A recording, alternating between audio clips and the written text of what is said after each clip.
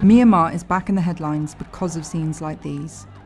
The country is in turmoil after the military swept away the government the people voted for.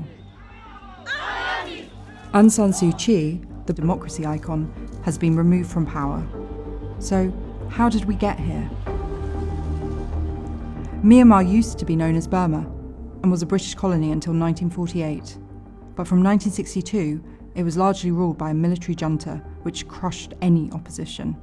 At least 3,000 people were killed in the pro-democracy movement in 1988. Dozens more were killed in 2007's Saffron Revolution, led by monks. Aung San Suu Kyi rose to prominence as one of the strongest voices of peaceful resistance. As a result, she spent years in and out of house arrest. Myanmar, meanwhile, became a pariah state, suffering under international pressure. But in 2010, as the military began loosening its grip on power, Aung San Suu Kyi was finally released.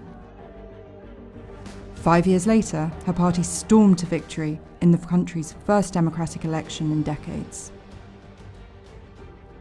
But she saw her popularity plunge overseas as she refused to stand up for Myanmar's Rohingya Muslim minority. Her supporters said she was just trying to appease the military. After all, behind the scenes, it still held enormous power. At home, she was still loved by the majority Buddhist population. And in 2020, her party won re-election by a landslide, almost wiping out the pro-military opposition. The army immediately began to allege voter fraud, without offering any proof.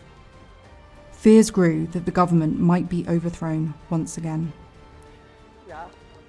And then, on the 1st of February, the people of Myanmar woke up to a coup unfolding. Aung San Suu Kyi and other civilian leaders had been arrested. MPs had been rounded up and communication blocked. The military announced a year-long state of emergency, promising new elections. But the people, scared of returning to the dark days of the junta, refused to be silenced.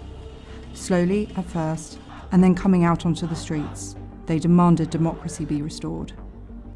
No one knows how this will end, or even why the military chose to act when it already had so much power. But everyone remembers the violence of the past.